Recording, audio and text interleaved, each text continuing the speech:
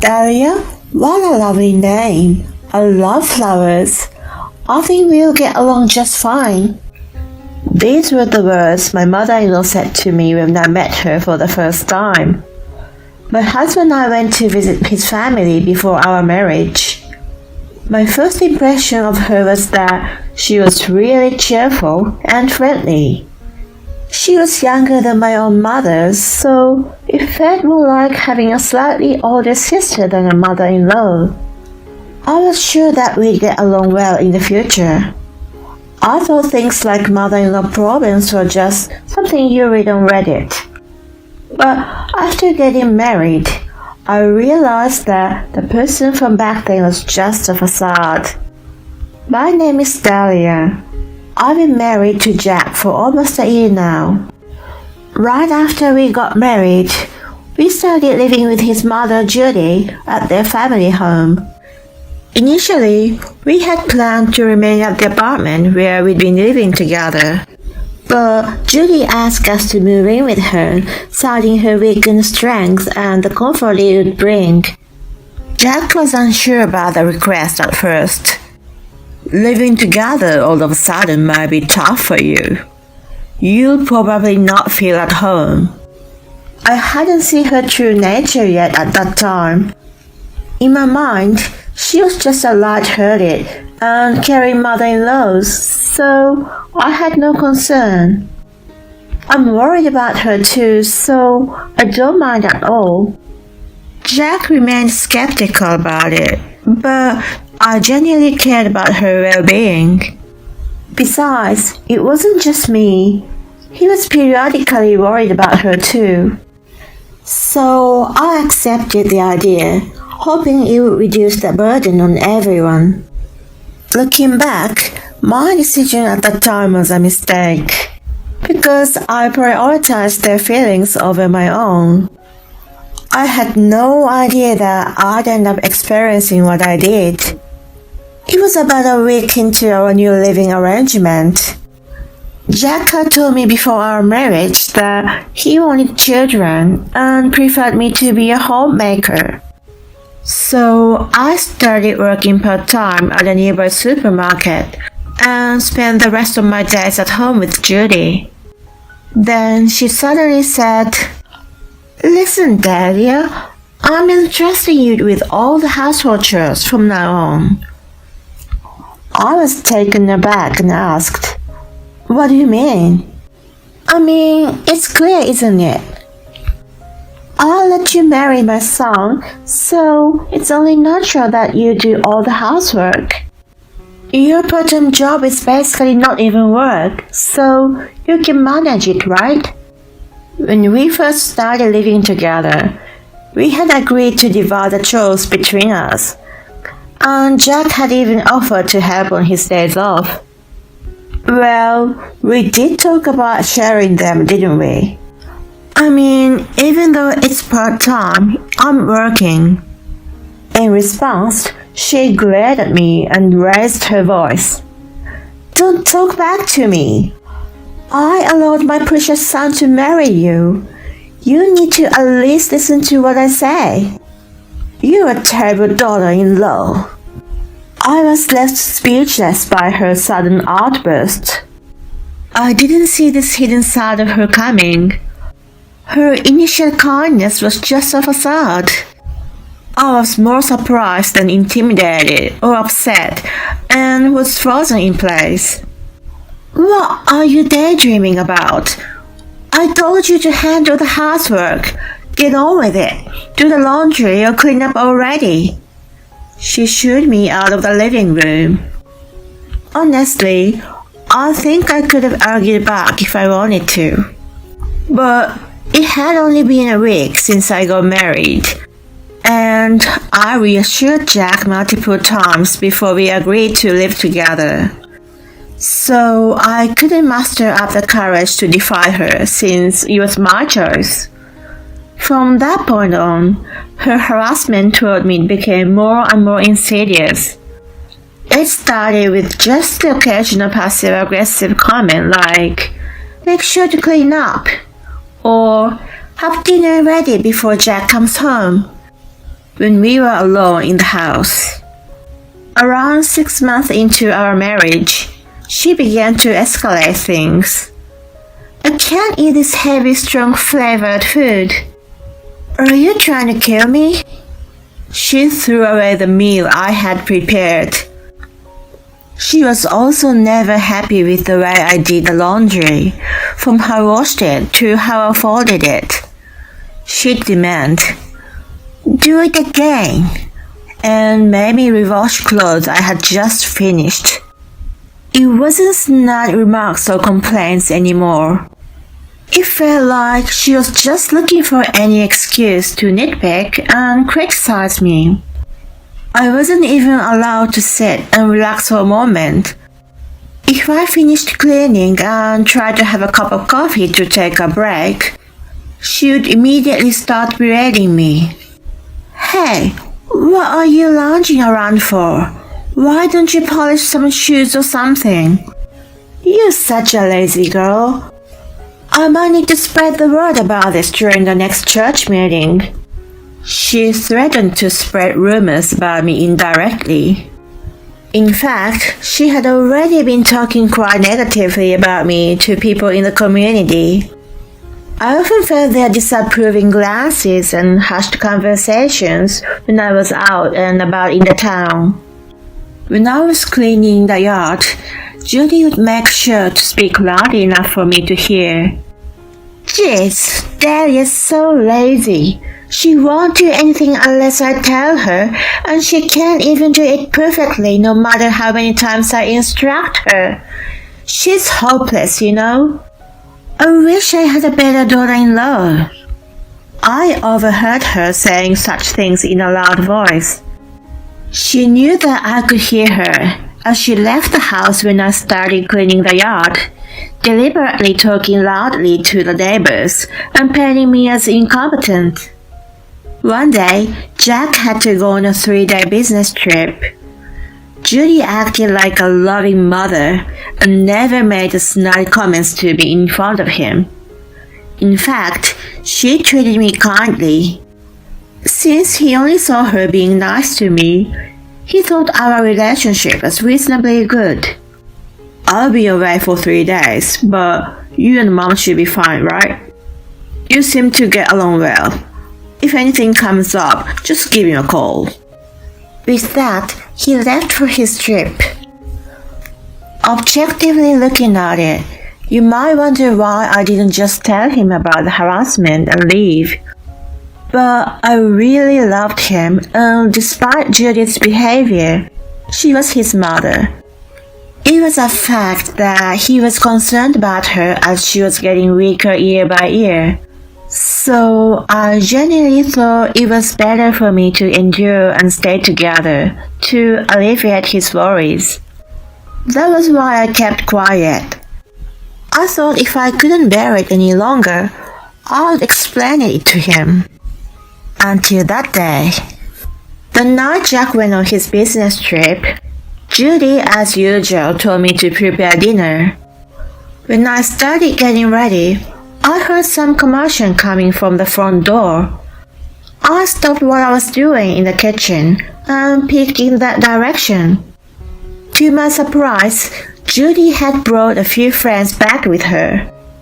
Upon seeing me, she said, "Oh, Delia, you insisted on treating my friends to a homemade meal, so I brought them all with me. Now, hurry up and get it ready." I never mentioned anything like that before. Besides, I had assumed it would be just the two of us for dinner, so I hadn't prepared enough food. Judy, you never told me that you wanted to invite your friends over." "What are you talking about? You said you want to treat them to your special cooking because Jack isn't here today, didn't you?" "That's why I brought them here," she said with a smug grin. "Everyone, come on in. I'll have something ready for you in no time," she announced and ushered them into the living room, where they began taking their seats. Even though she wanted me to have something ready, I couldn't whip up a proper meal on such short notice. There weren't even enough necessary ingredients. I don't have enough stuff, so I'll go shopping now. Upon hearing this, she glared at me. What are you saying now? Everyone's waiting. You've already prepared, right? Serve the meal now. That was just impossible. I thought the dinner was only for us as usual, so there was not enough food. Sorry. She sighed and exchanged glances with her friends. To think you'd embarrass me in front of everyone. Never mind, we'll just order some pizza. Then she called the restaurant for delivery. Of course, there was no pizza for me. In the end, she seems to enjoy the impromptu party until late at night. After everyone left, she demanded, You embarrassed me in front of my friends. Pay for the pizza and wine. And with that, she demanded a total of $150 from me. I couldn't accept that and refused to pay.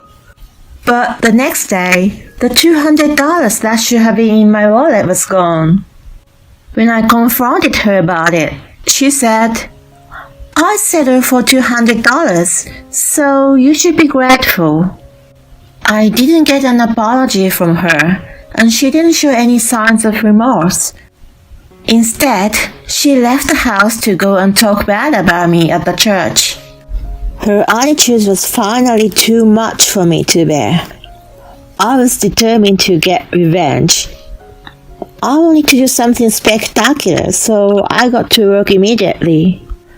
The next day, I decided to invite some of my friends in the neighborhood over for coffee and cake. I had always been fond of flowers and had my own garden in the backyard. This led me to interact with women of similar age at the church quite frequently.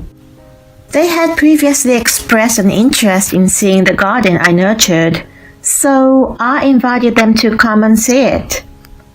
My garden was located just next to the patio, and I occasionally used it to entertain guests. If we stayed in the back, Judy wouldn't notice. So I put my plan into action. I was sure that she would put on an act and play the role of a good mother-in-law if she found out I had friends over. To show her true nature to a third party, it was crucial that she didn't know people were at the house. On the day of the operation, she had gone to a flower arranging class with her friends. In her absence, I enjoyed some quality time with my guests. They praised my flowers, we had delicious cake, and I had a pleasant time for the first time in a while. After a while, Judy returned home. I excused myself and went to greet her at the front entrance. I decided to play the role of a timid daughter-in-law. Hi, Judy. How was your class? She made an obviously displeased face and said, I told you to polish the shoes every day, but you still haven't. You've been slacking off again. Well, I was a bit busy today. She sneered in response. Oh, sure. You're always making excuses, neglecting housework, and can't even polish shoes. Your fancy shoes are so dirty, so I threw them away for you. Threw them away? I hurried to check the shoe closet in the hallway. As dreaded, the pair Jack had brought me for me recently was missing. Seeing my reaction, she started cracking up. You really didn't notice, huh? But you got what you deserved, you know. It's your fault for being a useless daughter-in-law. You don't do anything, you parasite. Then she grabbed a shoehorn that was nearby and began hitting me with it. Please stop it, I pleaded in tears. Shut up, you worthless woman. Get a divorce and get out. She was very dismissive. Then, in the next moment, someone chimed in. Oh my goodness, that's too crass. That's her mother-in-law, right? If I had to deal with someone like that, I couldn't stand it. Huh?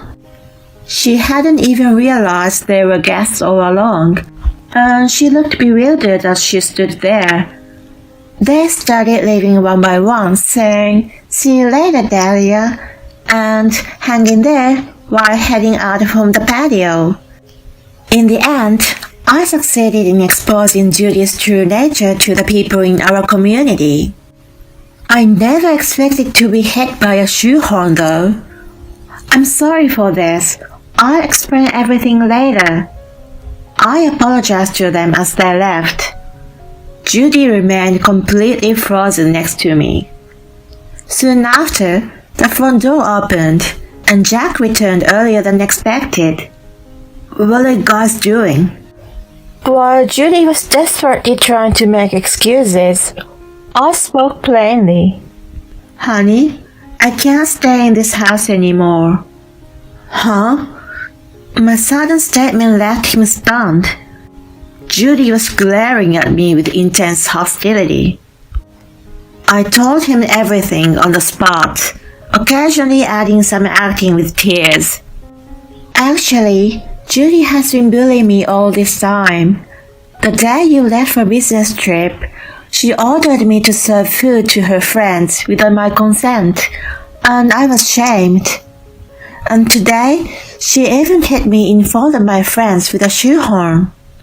Jack turned bright red, trembling with anger. What the heck? Are you kidding me? What do you think you're doing to my wife? He yelled at Judy. She probably didn't expect me to reveal everything to him right then and there. She just turned pale, had tears in her eyes, and remained silent without defending herself. Once we find a place, we are moving out immediately. Just stay away from us. He declared to cut ties with her. She frantically apologized to him. I'm sorry, it's not what you think. I just felt sad because I felt like you were taken away from me. He had no patience for it and replied, Apologize to her before me.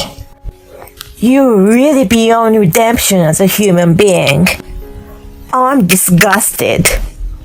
That really knocked her down.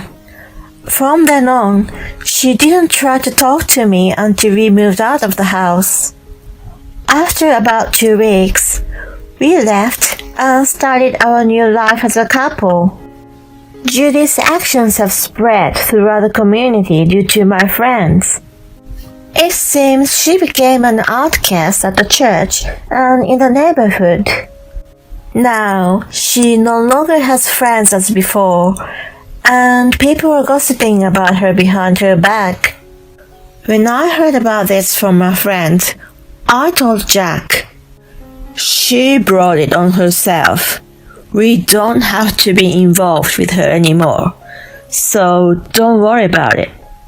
I'm a bit concerned about her, but I'm at peace to be living alone with Jack now. If she genuinely apologizes in the future, I might consider forgiving her. But for now, I want to enjoy our private time together.